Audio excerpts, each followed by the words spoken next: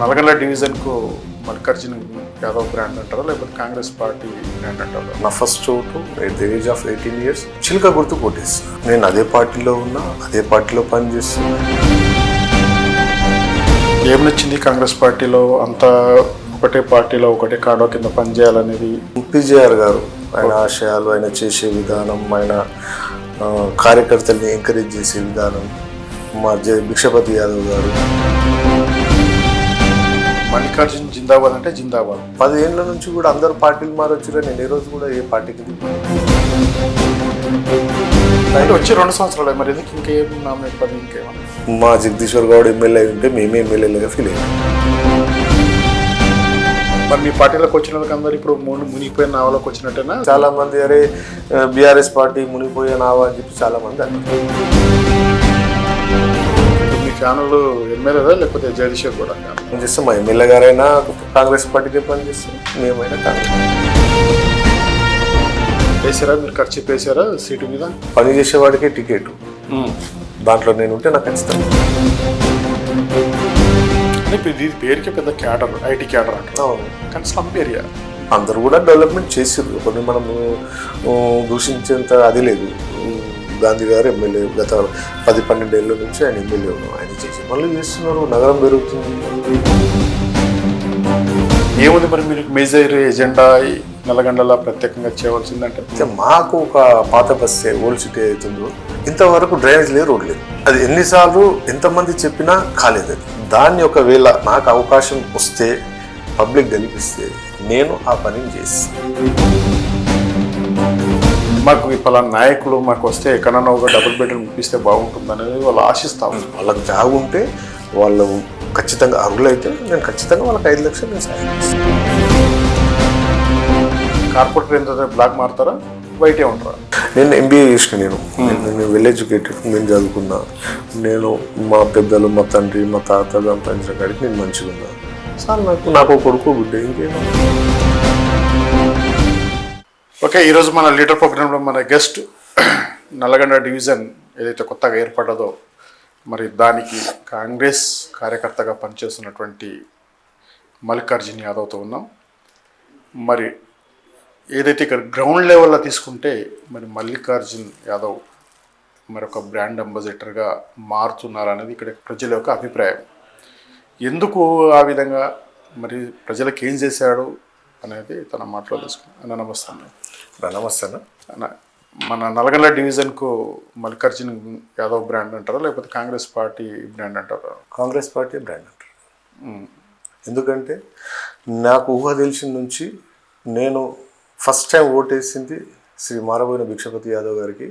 నా first vote at the age of 18 years ఆయన చిలుక గుర్తు కొట్టేసిన ఫస్ట్ నా ఓటేసింది. తర్వాత ఎప్పుడైతే మళ్ళీ ఆయన కాంగ్రెస్లో జాయిన్ అయ్యాడో అప్పటి నుంచి ఇప్పటి వరకు నేను అదే పార్టీలో ఉన్నా, అదే పార్టీలో పనిచేస్తున్నా. చిన్న కార్యకర్త నుంచి ఇవాళ నేను ఇది చేసుకున్నాను. ఏం నచ్చింది కాంగ్రెస్ పార్టీలో? అంతా ఒకటే పార్టీలో ఒకటే కాడో కింద పనిచేయాలనేది ఏం నచ్చింది మీకు పార్టీలో? పిజేఆర్ గారు ఆయన ఆశయాలు, ఆయన చేసే విధానం, ఆయన కార్యకర్తల్ని ఎంకరేజ్ చేసే విధానం, మా భిక్షపతి యాదవ్ గారు ఆయనతో మేము మొన్నటి వరకు ఉన్నాయి. ఆయన బీజేపీలో జాయిన్ అయినంత వరకు మేము ఉండే. తర్వాత మా జగదీశ్వర్ గౌడ్ గారు, మన కంటెస్టెడ్ ఎమ్మెల్యే గారు, ప్రస్తుత మాదాపూర్ కార్పొరేటర్ గారు, మేమంతా ఇంకో వాస్తవం చెప్పాలంటే క్వైట్ ఆపోజిట్. నేను జగదీశ్వర్ గౌడ్ గారు క్వైట్ ఆపోజిట్ మా ఇళ్ళని. చిన్న ఉన్నప్పటి నుంచి మేము కొంచెం ఆయనతో మేము శ్రీకృష్ణ యూత్ని 2001లో ఏర్పాటు చేసిండు. వాళ్ళ అన్నగారు శ్రీకృష్ణ గారు ఉండేది, అతను చనిపోతే ఆయన పేరు మీద 2001లో యూత్ పెట్టినాం. మేము అప్పుడు 7 మందితో, ఆయన మాకు లీగల్ అడ్వైజర్ ఉండే, 7 మందితో, అంటే స్టార్టింగ్ 7 మందితో ఆ యూత్ని ప్రారంభించి దాని ఆశయాలకు అనుగుణంగా మేము 2001లో యూత్ పెడితే 2004లో మేము హంగర్ స్ట్రైక్ చేసినాం. మా నల్లగొండలకు వాటర్ లేకుండా, మంజీరా వాటర్, హంగర్ స్ట్రైక్ చేస్తూ మేము చేస్తే అప్పుడు మన చైర్మన్ ఈయన నరసింహరావు ఉండే, టీడీపీ నరసింహరావు గారు మాకు ఒక హామీ పత్రం ఇచ్చారు. 3 నెలల్లో మేము మీకు ఇది చేస్తాము అని చెప్పి ఒక ఇచ్చారు. 3 నెలలు అయిపోయిన తర్వాత కూడా అప్పుడు ఎమ్మెల్యే ఈయన ఉండే, విజయరామారావు గారు ఉండే. ఓకే. అప్పుడు పిజేఆర్ గారు అదే ఉండే. తర్వాత 3 నెలల వరకు ఎటువంటి పనులు జరగకపోతే మేము మున్సిపల్ ఆఫీస్ని ముట్టడించినాం. మా ప్రదర్శన అంటే అందరి లీడర్షిప్ ఆఫ్ జగదీశ్వర్ గౌడ్ మేము ఖాళీ కుంటల ప్రదర్శన చేసినాం. ఆ రోజు ఓకే. మేము వయసు చిన్నదైనా కానీ అంటే చిన్నదంటే 20+ ఉండే, 21-22 ఇయర్స్. అంటే బాగా ఉత్సాహం ఉండేది. అంటే పార్టీ అంటేనా లేకపోతే ఇటువంటి ఉద్యమాలు చేయాలని పార్టీ కానీ పార్టీలా అంటే చిన్న స్థాయి అంటే ఏదో చెయ్యి ఆ ఫ్లాగ్ చూస్తే మాకు చాలా అంటే మల్లికార్జున్ జిందాబాద్ అంటే జిందాబాద్, కానీ హోదా మాత్రం ఏది కూడా రాలేదు. ఏది అంటే నేను 2009లో నాకు 2009-10 అరౌండ్లో నేను greater Hyderabad joint secretary. Okay. Nominate పదవి నేను ఎప్పుడు కూడా ఆశించలేదు. మా ప్రభుత్వం 10 ఏళ్ల నుంచి లేదు. 10 ఏళ్ల నుంచి లేదు, ఎట్లా ఆశించాలి? మనం కింది స్థాయి వచ్చి 2 సంవత్సరాలు, మరి ఎందుకు ఇంకేం నామినేట్ పదవి ఇంకేమన్నా ఇచ్చారా? మనకంత లేదు. మా జగదీశ్వర్ గౌడ్ ఎమ్మెల్యే ఉంటే మేమే ఎమ్మెల్యేలుగా ఫీల్ అయ్యేటోళ్ళం. ఓకే. అంటే మనం ఉండాలనేది కాన్సెప్ట్ కాదు. మనకు అవకాశం వస్తే ఇప్పుడు ఆ రోజు నుంచి ఈ రోజు వరకు 10 ఏళ్ల నుంచి కూడా అందరు పార్టీలు మారొచ్చురా. నేను ఏ రోజు కూడా ఏ పార్టీ కింద పోలేదు. ఎందుకు అంటే ఇప్పుడు పదవులు అపోజిషన్ పార్టీలో ఇస్తామని మీకు ఎప్పుడు ఆఫర్ రాలేదంటారా? వచ్చినా కానీ నాకు నచ్చలేదు. ఆల్రెడీ అన్ని సింకింగ్ బోర్డు కింద ఆల్రెడీ అందరు ఉన్నారు. ఇప్పుడు మునిగిపోయే నావా అని చెప్పి మనం ఆ రోజు అంటే మనము కదా, అంటే కొంతమంది చాలా మంది అరే బీఆర్ఎస్ పార్టీ మునిగిపోయే నావా అని చెప్పి చాలా మంది అన్నారు. దాని మరి మీ పార్టీలోకి వచ్చిన వాళ్ళకి అందరు ఇప్పుడు మునిగిపోయిన నావలోకి వచ్చినట్టేనా లేకపోతే తేలుతున్న నావలోకి వచ్చి? తేలుతున్న నావని, ఇంకా మునిగిపోయే నావ అయితే కాదు. కాంగ్రెస్ అనేది సముద్రం. ఓకే. వచ్చారు కదా మరి మీ పార్టీలో జాయిన్ అయ్యారు కదా? జాయిన్ అయ్యారు, అయితేనే ఉన్నారు. వాళ్ళకు ఉన్నది అక్కడనే. కానీ మాలాంటి వాళ్ళని కూడా గుర్తిస్తుంది మా కాంగ్రెస్ పార్టీ. ఇప్పుడు మీ ఫ్యాన్లు ఎమ్మెల్యేదా లేకపోతే జగదీశ్వర్ కూడా ఫ్యాన్లా? మేము పార్టీకి పనిచేస్తాం. పార్టీకి ఎవరు పనిచేస్తాం? మా ఎమ్మెల్యే గారైనా కాంగ్రెస్ పార్టీకే పనిచేస్తాం, మేమైనా కాంగ్రెస్. అంటే ఉంటుంది కూడా ఒక ఆత్మస్థైర్యం అనేది ఒకటి ఉంటుంది కదా నా క్యాండిడేట్ జగదీశ్వర్ కాబట్టి. ఎందుకంటే పాపం ఎమ్మెల్యే గారితో కూడా మనం పోయినాం. మా నల్లగొండకి ఏమైనా సమస్యలు ఉంటే 2020లో కూడా మేము మా ఊరు సమస్యలు కానీ మా పక్కన కొన్ని సమస్యల మీద మేము ఆయన దగ్గర రిప్రజెంటేషన్ చూసాం. మాకు హెల్తీ రిలేషన్ ఉంది. అట్లా అంటే మీకు బీఫామ్ ఇప్పుడు ఎవరు ఇస్తారు? ఎమ్మెల్యే ఇస్తారా? మీకు ఇప్పుడు జగదీశ్వర్ కూడా ఇస్తారా? పార్టీ ఎవరిని ఆదేశిస్తే వాళ్ళ దగ్గరికి వెళ్ళి తీసుకుంటారు. మీరు ఎవరిని అడుగుతారు? ఆబ్వియస్లీ ఇద్దరిని అడుగుతారు. వేసారా మీరు ఖర్చు వేసారా సీటు మీద, కార్పొరేట్ సీట్ మీద? పని చేసేవాడికే టికెట్, దాంట్లో నేను ఉంటే నాకు ఖచ్చితంగా. అంటే ఏ సమస్యల మీద మల్లికార్జున్ యాదవ్ పనిచేశారు? ఏ సమస్యల మీద ఎవరికి సోషల్ వర్క్ చేశారు? ఎవరికి హెల్ప్ చేశారు? ఎవరి ఆపదలు ఆదుకున్నారు? ఒక సమస్య అని చెప్పి కొన్ని సమస్యలు ఉంటాయి. జనరల్గా కామన్ సమస్యలు, వాటర్, డ్రైనేజు, నీళ్లు, రోడ్లు, ఇవన్నీ కామన్ ఉంటాయి. మనం చేసే వ్యక్తులు కాదు, చేయించు ఒక రిప్రజెంటేషన్ ఇచ్చి మా ఎమ్మెల్యే గారు కానీ ఇప్పుడు మా ఇన్ఛార్జ్ జగదీశ్వర్ గారు కానీ అంతకుముందు మా ఎమ్మెల్యే గారు భిక్షపతి యాదవ్ ఉన్నప్పుడు కూడా మేము కొన్ని సమస్యల మీద అప్పుడు భిక్షపతి యాదవ్ దగ్గరికి మేము ఈ శ్మశాన వాటికల డెవలప్మెంట్ కోసం అని చెప్పి వెళ్ళాం. అప్పుడు మా ఎస్సీలది ఇంకా మావి అయితే మాది కాలేదు, మా యాదవ్ ఎస్సీలది అయితే అయింది.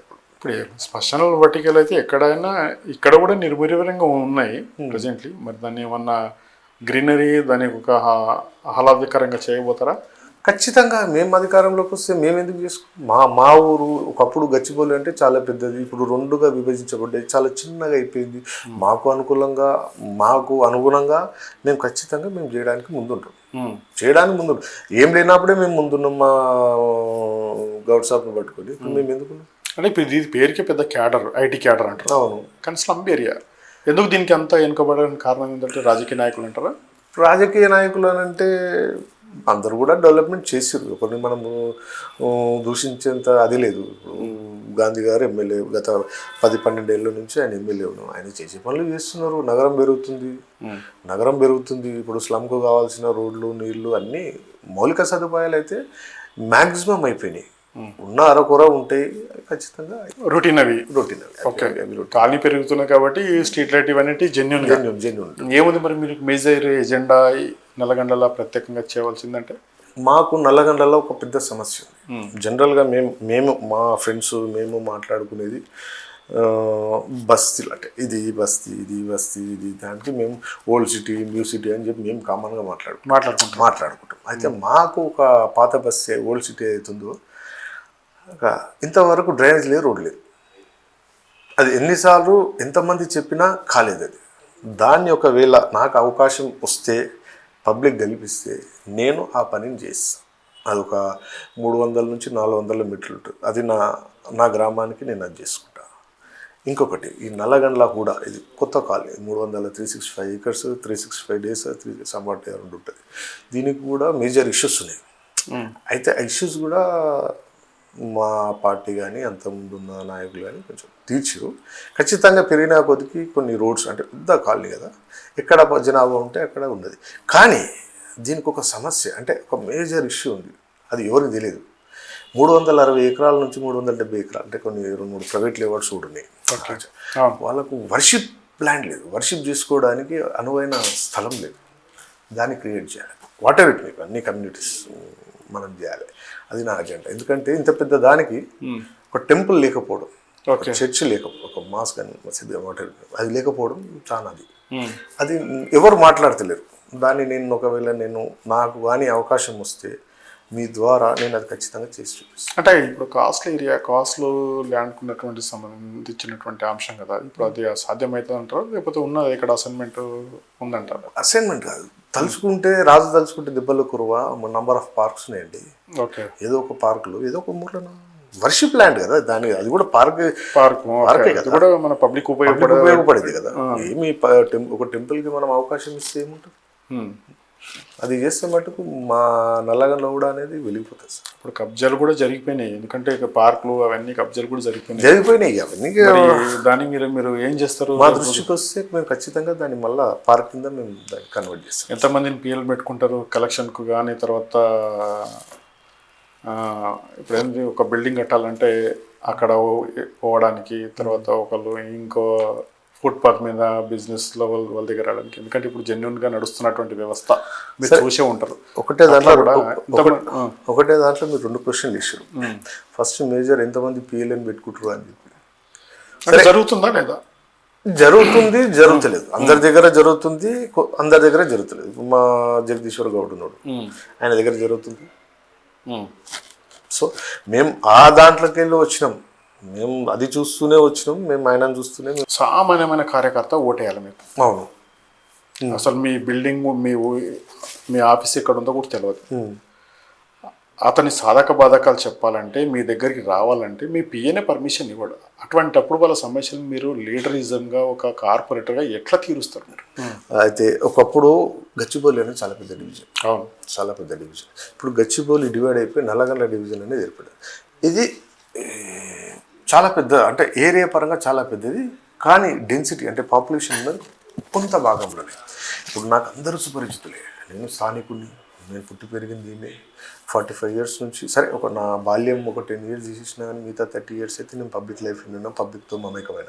అందులో కూడా కొంతమంది తెలియకపోవచ్చు. ఇప్పుడు మన నల్లగండ్ల కూడా ఉంది, కొత్త వాళ్ళు వచ్చారు. ఇప్పుడు పాత గ్రామం అయితేనేమో నన్ను ప్రతి ఒక్కరు గుర్తుపడతారు, నేను ప్రతి ఒక్కరిని కూడా పేరు పెట్టి నన్ను సంబోధిస్తే నేను వాళ్ళకి. ఇప్పుడు ఇట్లా కొత్త కాలనీస్ వచ్చినప్పుడు వాళ్ళకు ఆ ఇంటిమసీ ఉండదు. ఇట్లా మీరు అన్నట్టు డబ్బులు వసూలు చేయడం, పిఏ దగ్గర రావడం ఉండదు.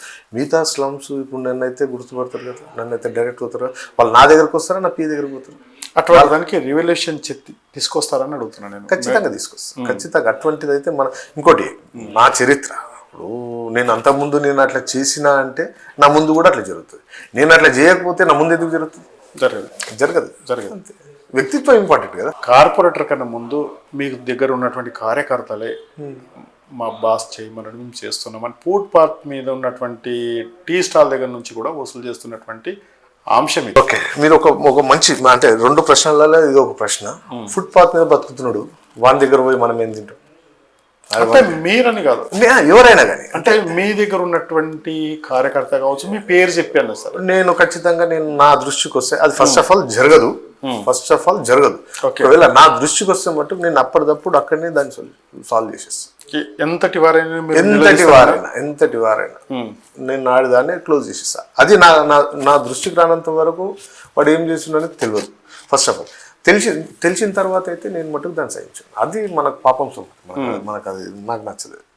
అదే నేను అడిగిన, డైరెక్ట్ సామాన్యమైన కార్యకర్త రావడానికి ఆస్కారం డైరెక్ట్ 24 గంటలు దర్వాజా కొల్ల ఉంటుందా మీ దగ్గర రావడానికి? 100%. లేకపోతే అపాయింట్మెంట్ ఆర్డర్ కావాల్సింది అనేది అడుగుతున్నాను నేను.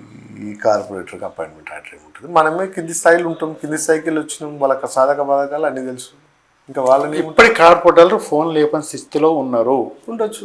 ఇప్పుడు జనరల్గా ఇప్పుడు నేను కూడా ఉన్నా మీతో మీటింగ్లో మాట్లాడతాను. ఓకే, అంటే జనరల్ మీటింగ్ జరిగేది వేరు. మీటింగ్ లేనప్పుడు కూడా బిజీ ఉన్నారు అని చెప్పేసి మీ పిఎనో లేకపోతే మీ సెక్యూరిటీ గార్డు చెప్పేటటువంటి సిచ్యువేషన్లు ఉన్నారు. ఇప్పుడు ఎందుకంటే మేము సర్వేలలో అటువంటి సిచ్యువేషన్ చూస్తే మల్లికార్జున యాదవ్ అనే బ్రాండ్ అంటారు. ఈ బ్రాండ్ ఎప్పటికి కొనసాగుతుంటుందా లేకపోతే హోదెక్కిన తర్వాత అది ఖచ్చితంగా కొనసాగుతుంది. అట్లా ఫోన్ లేకపోవడం, ఏదో ఒకటి రెండు సార్లు లేకపోయినా మళ్ళీ కాల్ బ్యాక్ చేసేది అయితే మాకున్నది. మరీ సతాయించేటోళ్ళు ఉంటే మటు ఖచ్చితంగా లేపం. అది కూడా అంటే అది ఉంటారు కదా. ఇప్పుడు మీకు కూడా తెలుసు, ఇప్పుడు ఫోన్ ఎందుకు లేపారు అంటే పనికి మళ్ళీ ఫోన్లు ఎన్ని వచ్చినా ఎవరు లేపం. దానికైతే మనం అడ్రస్ చేయలేం కదా. ఇది కార్పొరేటర్ వ్యవస్థ,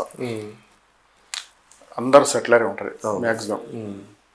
ఇంకైనప్పటికీ కూడా నిరుపేదలు కూడా ఉంటారు ఎక్కడో దగ్గర ఉంటారు. ఖచ్చితంగా ఉంటారు, 100% ఉంటారు. వాళ్ళ కోసం విద్యం కోసం ఏదన్నా ఖచ్చితంగా చేస్తాం. ఖచ్చితంగా మా ప్రభుత్వం తరఫున కానీ మా సొంతంగా మాకు అయ్యింది మేము చేయగలుగుతాం. కానీ మేము ప్రభుత్వం నుంచి ఖచ్చితంగా వాళ్ళకు సాయం చేస్తాం. దాంట్లో ఎటువంటి ఆలోచన లేదు. ఇప్పుడు మేము కొన్ని స్లంబేరియాలో తిరిగినాం, కిరాయిలు కట్టలేని పరిస్థితిలో ఉన్నారు. మాకు పలానా నాయకులు మాకు వస్తే ఎక్కడన్నా ఒక డబుల్ బెడ్రూమ్ ఇప్పిస్తే బాగుంటుంది అనేది వాళ్ళు ఆశిస్తా ఉన్నారు. అంటే ప్రస్తుతానికి ఇప్పుడు టీఆర్ఎస్ గవర్నమెంట్లో డబుల్ బెడ్రూమ్ అనేది ఒక కాన్సెప్ట్ ఉంది. మా గవర్నమెంట్కి వచ్చేసరికి ఇందిరమ్మ ఇల్లు అనేది వాళ్ళకి జాగుంటే వాళ్ళు ఖచ్చితంగా అర్హులైతే నేను ఖచ్చితంగా వాళ్ళకి 5 లక్షలు నేను సాయం చేస్తాను. నా వరకు నేనైతే చేస్తాను. అంటే లేని మనం ఇప్పుడు డబుల్ బెడ్రూమ్ లేదు. ఇప్పుడు నాకు డబుల్ బెడ్రూమ్ అంటే ఏడికి వెళ్ళాలి, మనమే తీయలేం కదా. ప్రభుత్వం ఏ పథకాలు తీసుకొస్తుందో వాళ్ళు ఎలిజిబుల్ ఉంటే 100% మేము ఉన్నది దానికి చేయడానికి కదా. మేము ఇట్లా ఏరోప్లేన్లు వచ్చిపోయే సర్వీస్ అయితే కాదు కదా. మేము ఉండే స్థానికంగా చేస్తారా మీరు ఎప్పుడైనా సోషల్ సర్వీస్ యాక్టివిటీగా లేని వాళ్ళు ఉన్నోళ్ళు అటువంటి వాళ్ళు వస్తే వాళ్ళకి ఆర్థిక అటువంటి హ్యాబిట్స్ ఉందా? ఉన్నది. మా దగ్గర కూడా ఉన్నది. మరీ చెప్పుకున్నంత కాదు, మరి అట్లానే మరి కింది స్థాయిలో లేవు. మన నిజంగానే వాడు వచ్చిండు, నిజంగానే వాడు ఉన్నాడు అంటే ఖచ్చితంగా చేస్తాం. బాధ నిజమైంది అయితే చేస్తారు. ఖచ్చితంగా చేస్తాం. అట్లా చాలా మందికి చేస్తాం. ఇక పేర్లు కూడా చెప్పుకోవద్దు, ఎందుకు వాళ్ళు తలుచుకుంటే చాలు. పేరు చెప్పకూడదు. వాళ్ళు మొత్తానికి అయితే జాలి గుణం అయితే ఉంది. మరి ఇప్పుడైతే వైట్ కార్పొరేటర్ ఎంత బ్లాక్ మారుతారా, వైటే ఉంటారా? 100% వైటే ఉంటారు. నమ్మంటారా? అది మీ ఇష్టం. అది ఇప్పుడు నేను వైట్ ఉన్నాను, ప్రజల అభిప్రాయాలు ఓకే 100% వైట్. నేను ఎంబీఏ చేసిన, నేను వెల్ ఎడ్యుకేటెడ్, నేను చదువుకున్నా. నేను మా పెద్దలు, మా తండ్రి, మా తాత సంపాదించిన కాడికి నేను మంచిగా ఉన్నా. సార్ నాకు ఒక కొడుకు బిడ్డ, ఇంకేం కావాలి?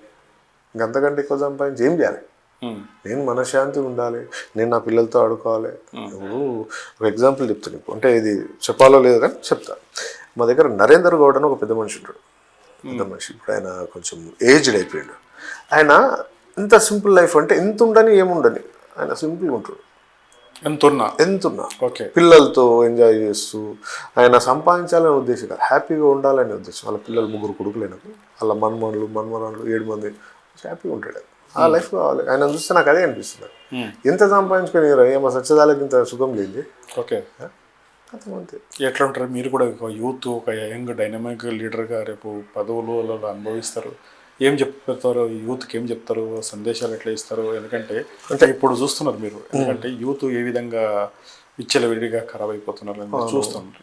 ఏంటి దీనికి చెప్పాలంటే గత 10 ఏళ్ళు ప్రభుత్వం చేసిన కొన్ని చెడు అలవాట్లకు, చెడు పాలసీలకు, మద్యం కానీ డ్రగ్స్ కానీ చాలా విపరీతంగా ప్రభుత్వము అనడానికంటే ముందు ప్రజలు సరే, ప్రభుత్వము 10 ఏళ్ళ ఉంది కాబట్టి ఆటోమేటిక్ దాని మీదకే పోతుంది. కానీ ప్రజలు మటుకు చాలా ఎడిక్ట్ అయిపోయింది. దీన్ని తీసుకురావాలంటే ఇప్పుడు మా ముఖ్యమంత్రి గారు తీసుకొచ్చారు ఈగల్ది అది తీసుకొచ్చి దాంట్లో కొంచెం ఇప్పుడు ఉన్న అప్పటికి ఇప్పటికి కొంచెం పోలీస్ వ్యవస్థ కూడా ధైర్యం పెరిగింది. ఎక్కడ ఏది తెలిసినా అంటే కన్జ్యూమ్ చేసినా అమ్మినా కానీ ఇమ్మీడియట్ యాక్షన్స్ ఉన్నాయి. అంటే ఇక్కడ ఇంకో మనం చేసే పని ఏంటి అంటే వాళ్ళు కాకుండా మన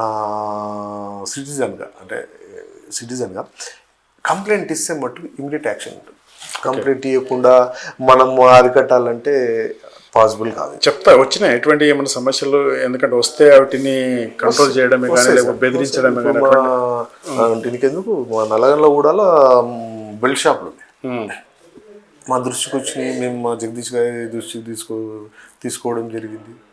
ఖచ్చితంగా దాని మీద అటాక్లు కూడా జరిగినాయి పాపం మా కాలనీ వాసులు.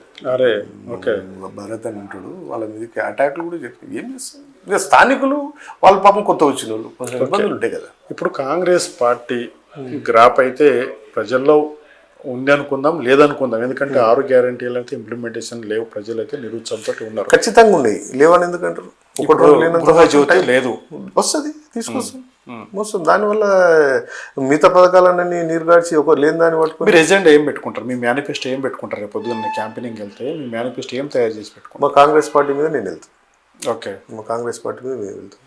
ఇప్పుడున్న పథకాలు, ఇక్కడ చేసిన డెవలప్మెంట్స్ ఇవి సరిపోతాయండి. నాది ఉంటుంది, నా కాంగ్రెస్ పార్టీ ఇంకెక్కువ ఉంటుంది.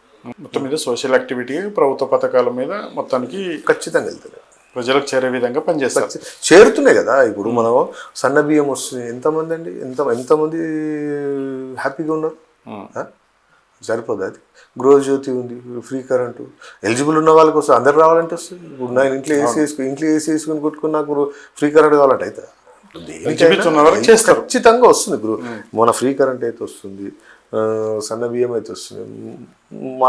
ఆడపిల్లలు ఎంత ఫ్రీగా బస్ ఉన్నారా? మీకు టోటలీ అవగాహన ఉందా? నల్లగొండ అంటే బస్తీలో ఉంది, పుట్టి పెరిగింది. మాది మాకు అడ్వాంటేజ్ అంతా గోపన్పల్లి మాది. ఓకే, కొంచెం అంటే కొత్త కాలనీస్, కొన్ని కాలనీస్ ఏర్పడ్డాయి.